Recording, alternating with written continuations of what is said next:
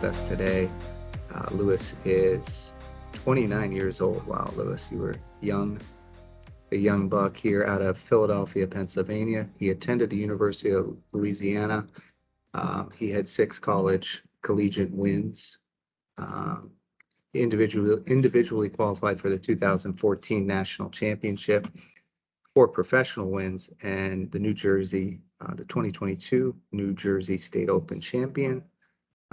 Lewis, thanks for being on our podcast. Steve, thanks for having me, man. I'm excited. Appreciate it. Let's jump right into that win. That's historic win, first African American in history to win the New Jersey Open. You mentioned you enjoyed being a pioneer.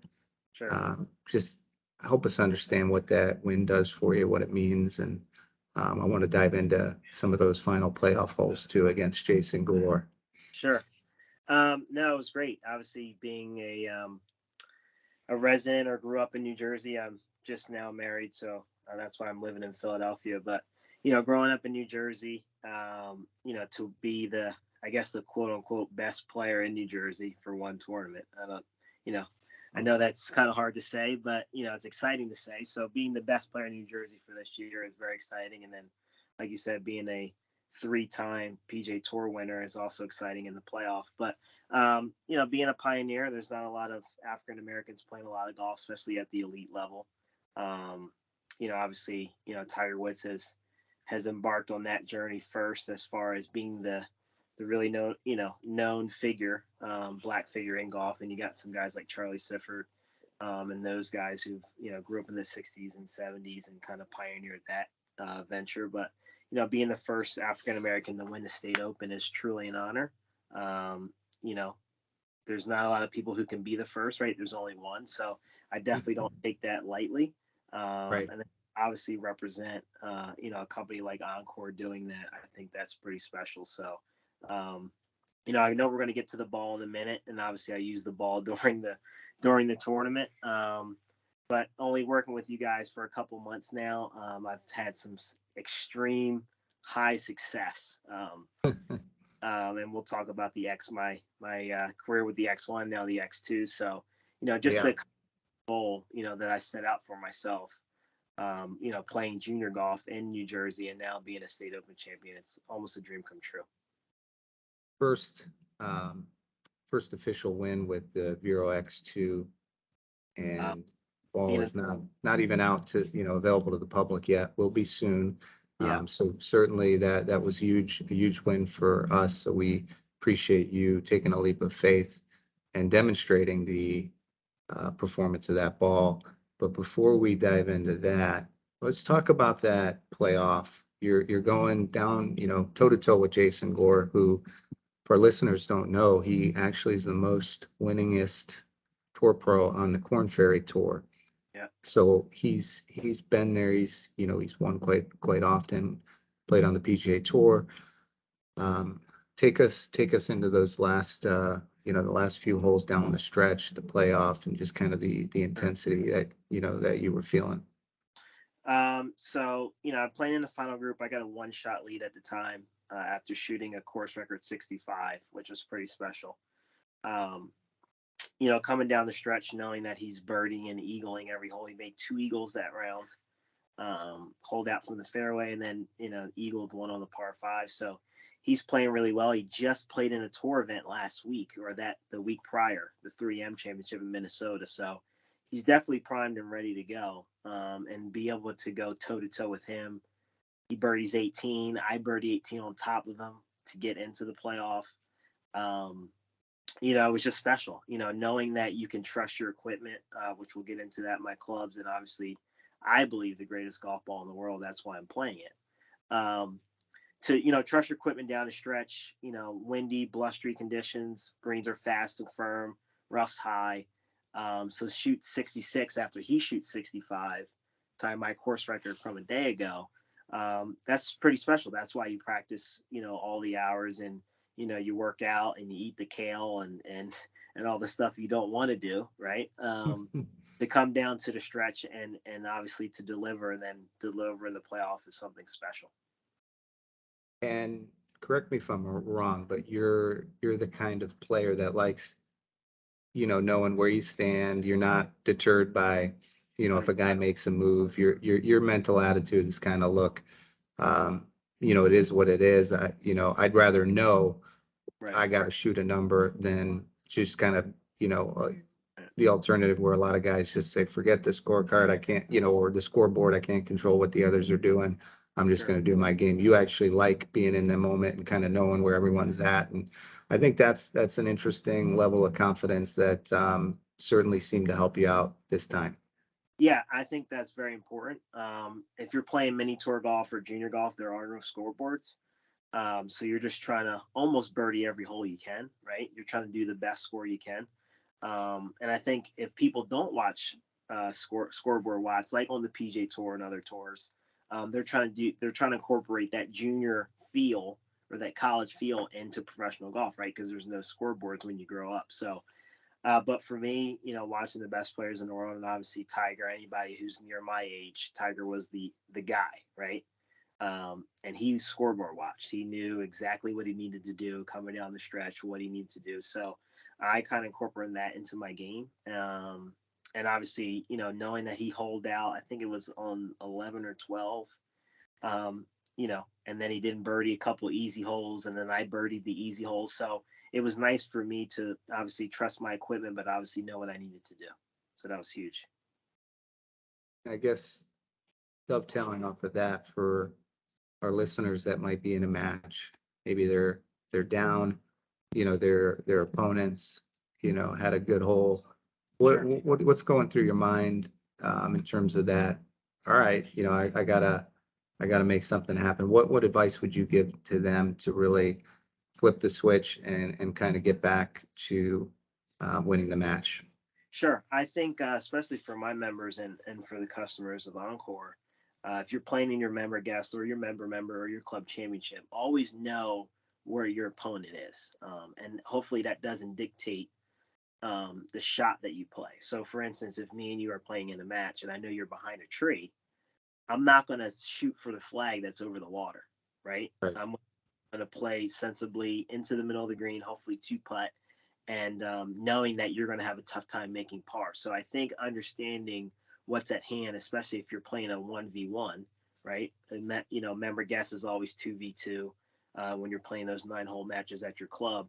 Understand, how many shots the guy has, right? Okay, does he have a shot here?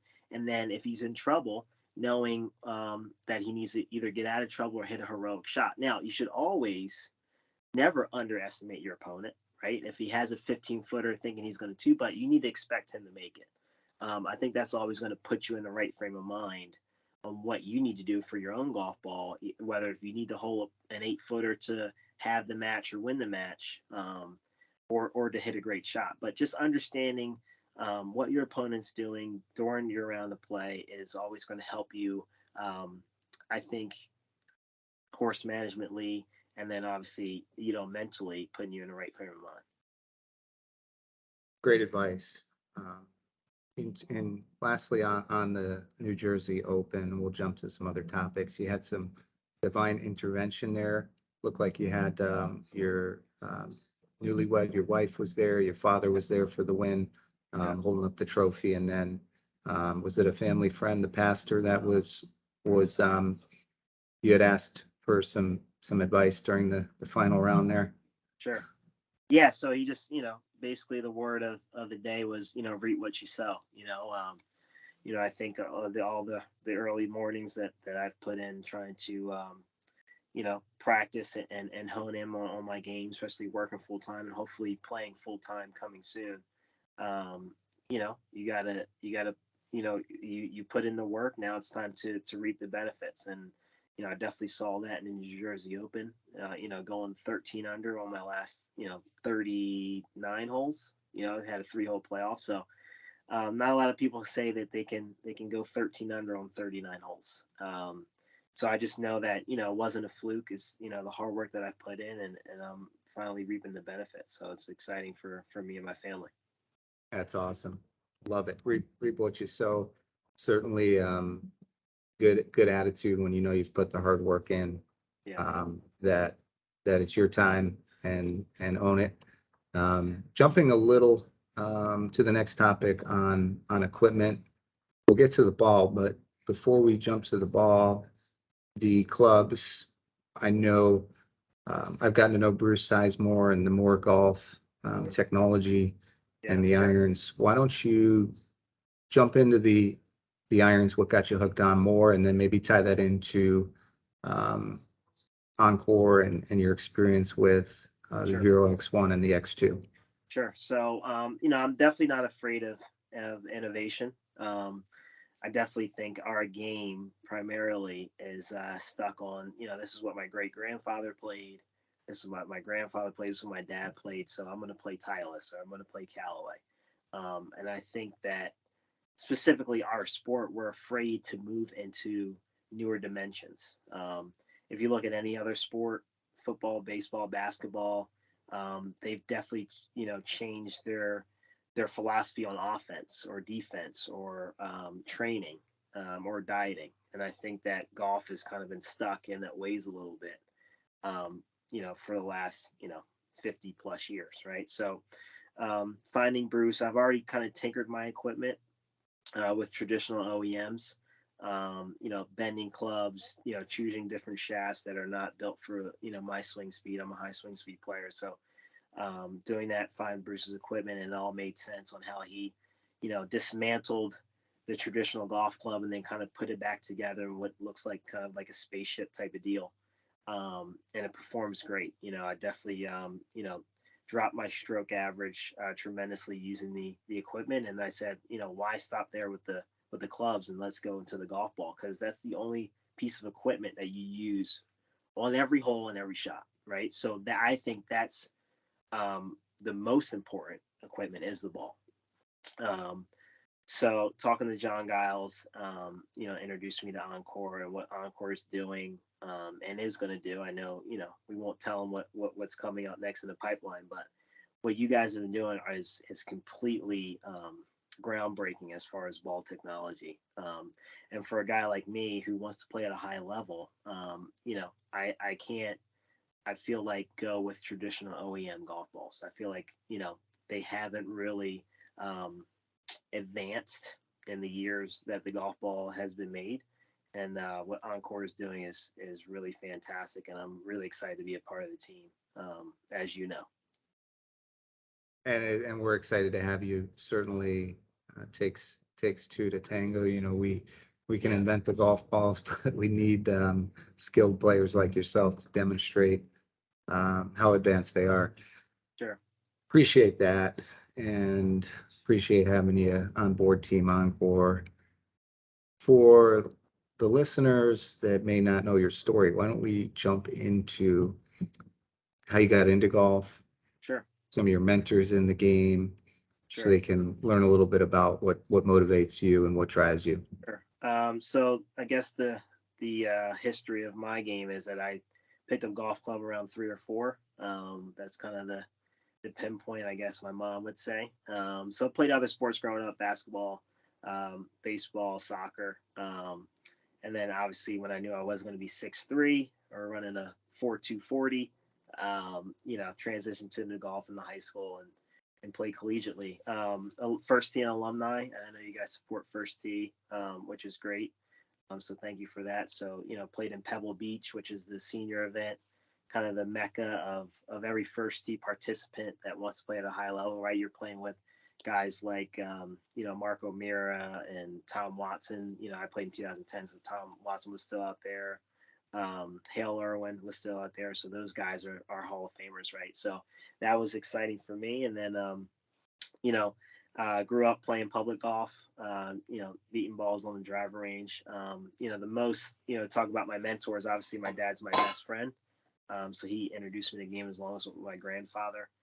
And then the most important person who taught me the game was my childhood coach, Dick Smith, Sr., who's past president of the PGA. So he gave John Daly his PGA championship trophy, and then he gave Dave Stockton Ryder Cup trophy, which is the War at the Shore, which was great, and I think put the Ryder Cup almost on the map on the U.S. soil. So he's definitely been an influence in my life and still is to this day. Really taught me how to hit a golf ball, how to course management. I think that's why I'm, a great player today, is because of him. Um, and now, my golf coach, John Eisman, down in Lorton, Virginia, is helping me make strides in my professional career, and we've been working for a few years now, so he's been great. Um, and I'm excited for the years to come. That's great. And for our listeners that would want to get a hold of you, take a Sure. lesson, pick your brain, I know are you teaching out of Burlington Yeah, so I'm at the assistant moment? professional at Burlington Country Club, is in South Jersey.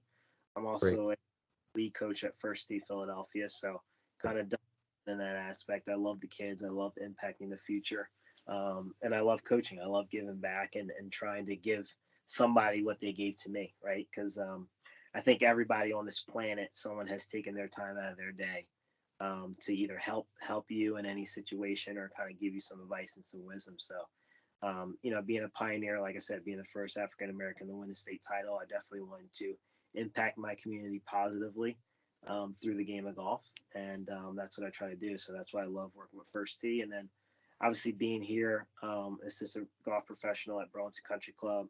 I have a Hall of Fame head pro and Mike Mack, who's allowed me to come and work here and help my members get better and give lessons. So I love doing the member guest and like I said, impacting my membership. So if we linked your Instagram, would that be a good way for people to follow and message if they Yeah, want some advice?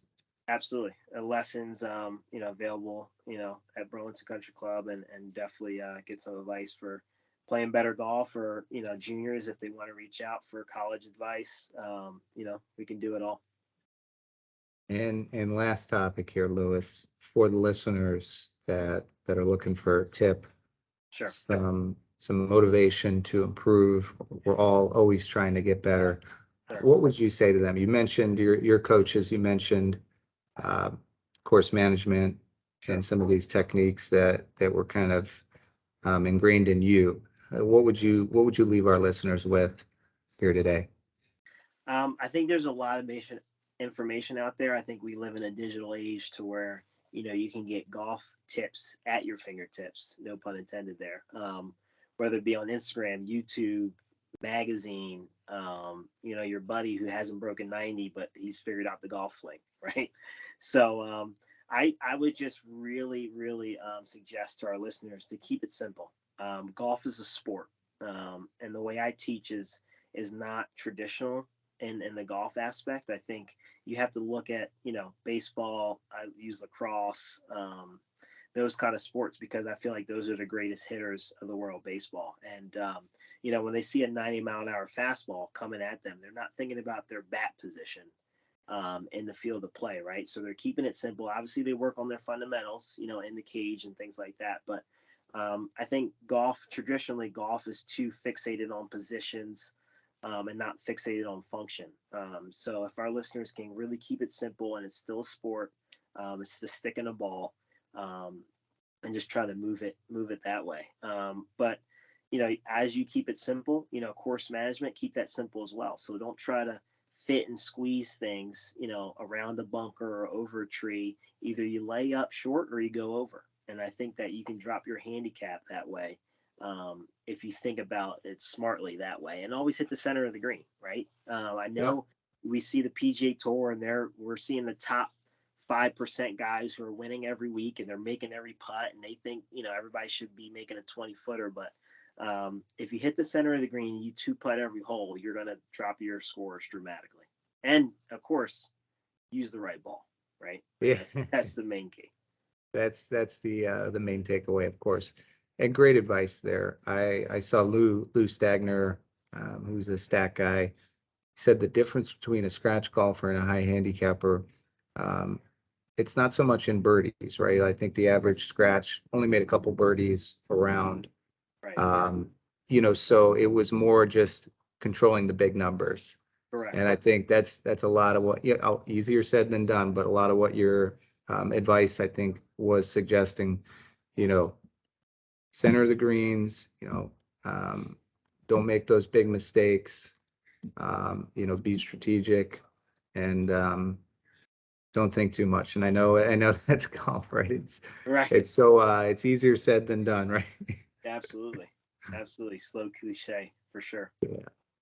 Well, we appreciate you coming on and look forward to getting this out to our listeners and having you on board Team OnCore. Thank you, Lewis. Yeah, Steve, what you guys are doing over there to be a part of this family, which I've tried every ball there is known to man, and to be a part of that, I think the best ball that's been created. Obviously, that's why I've had so much success. So appreciate you and the guys over there working diligently to keep getting better. And you guys are not afraid of innovating, which I love about you guys. And like I said, to play the best ball on the market is truly magnificent. And I just really appreciate it. Thank you for being an inspiration to so many golfers, and congrats on that phenomenal, historic New Jersey Open win. It's a huge milestone, and keep it going. We're rooting for you. All the Team OnCore is. We'll certainly this won't be the last you hear from OnCore and Lewis Kelly here. Right. Thanks, Steve. All right. Thank Appreciate you. Take care. it. See ya.